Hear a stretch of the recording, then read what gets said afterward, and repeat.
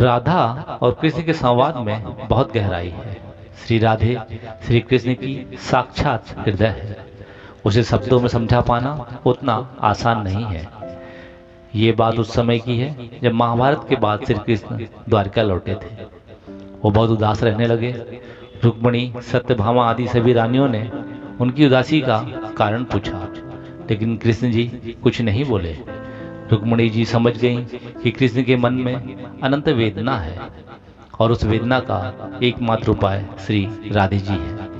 उन्होंने मुस्कुराते हुए कृष्ण से पूछा, क्यों न राधा जी को कुछ दिन मेहमानी के लिए यहाँ बुला लिया जाए। कृष्ण रुक्मिणी की ओर मुड़े और हल्की सी मुस्कुराहट में अपनी स्वीकृति देते हुए वहां से चले गए। रुक्मिणी जी के आमंत्रण पर राधा जी द्वारका आई। यह संवाद उसी समय का है जब दोनों एक दूसरे के सामने आए तो कृष्ण जी विचलित हो गए और राधा जी प्रसन्नचित हो उठी। कृष्ण जी सकपकाए, राधा जी मुस्कुराई। इससे पहले कि कृष्ण जी कुछ कहते, राधा जी बोल उठी, कैसे हो द्वारकाधीश। जो राधा उन्हें कान्हा कान्हा कह के बुलाया करती थी, उसके मुख से द्वारकाधीश का संबोधन कृष्ण को भीतर तक घायल कर गया। फिर भी कृष्ण जी अपने आप को संभालते हुए बोले, राधा, मैं तुम्हारे लिए आज भी वही कान्हा हूं जो कल था। तुम मुझे द्वारकाधीश मत कहो। चलो बैठते हैं, कुछ तुम अपनी सुनाओ और कुछ मैं अपनी कहता हूँ। सच कहूँ राधा जी, जब भी तुम्हारी याद आई आंखें आंसुओं से भर आती थी। इतने में राधा बोली, मेरे साथ ऐसा कुछ भी नहीं हुआ। ना तुम्हारी याद आई, ना कोई आंसू बहा, क्योंकि हम तुम्हें कभी भूले ही कहाँ थे जो तुम याद आते। इन आंखों में सदा तुम रहते हो, कहीं आंसुओं के साथ निकल न जाओ, इसलिए रोते भी नहीं थे। प्रेम से अलग होने पर तुमने क्या खोया, जरा आज इसका आईना देख लो। कुछ कड़वे सच और प्रश्न सुन पाओ तो सुनाऊं आपको। क्या तुमने कभी सोचा इस तरक्की में तुम कितना पिछड़ गए। यमुना के मीठे जल से जिंदगी शुरू की और समुद्र के खारे पानी तक पहुंच गए। एक उंगली पर चलने वाले सुदर्शन चक्र पर भरोसा कर लिया और 10 उंगलियों से चलने वाली बांसुरी को भूल गए। कान्हा, जब तुम प्रेम से जुड़े थे तो उंगली से गोवर्धन पर्वत उठाकर लोगों को विनाश से बचाते थे। प्रेम से अलग होने पर उसी उंगली ने क्या क्या रंग दिखाया।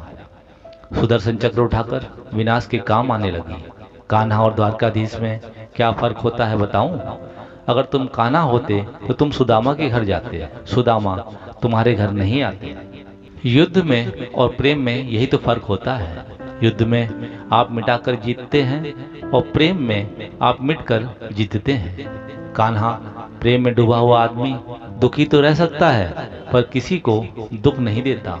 आप तो बहुत सी कलाओं के स्वामी हैं, स्वप्न दूर दृष्टा हो, गीता जैसे ग्रंथ के दाता हो, पर आपने एक ऐसे निर्णय किया, अपनी पूरी सेना कौरवों को सौंप दी और अपने आप को पांडवों के साथ कर लिया। सेना तो आपकी प्रजा थी, राजा तो पालक होता है, उनका रक्षक होता है। आप जैसे महान ज्ञानी उस रथ को चला रहा था जिस रथ पर अर्जुन बैठे थे। आपकी प्रजा को ही मार रहे थे। अपनी प्रजा को मरते देख आप में करुणा नहीं जागी। क्यों? क्योंकि आप प्रेम से शून्य हो चुके थे। आज धरती पर जाकर देखो, अपनी द्वारकाधीश वाली छवि को ढूंढते रह जाओगे। हर घर हर मंदिर में मेरे साथ ही खड़े नजर आओगे। द्वारकाधीश, लोग आपकी लिखी हुई गीता के ज्ञान की बातें करते हैं, उनके महत्व की बातें करते हैं, मगर धरती के लोग युद्ध वाले द्वारकाधीश पर नहीं, प्रेम वाले कान्हा पर भरोसा करते हैं। और गीता में कहीं भी मेरा नाम मात्र के लिए नाम नहीं है, लेकिन गीता के समापन पर सब राधे राधे करते हैं। जय श्री कृष्णा। दोस्तों, अब तो आप सबको मेरे साथ बोलना पड़ेगा, राधे राधे।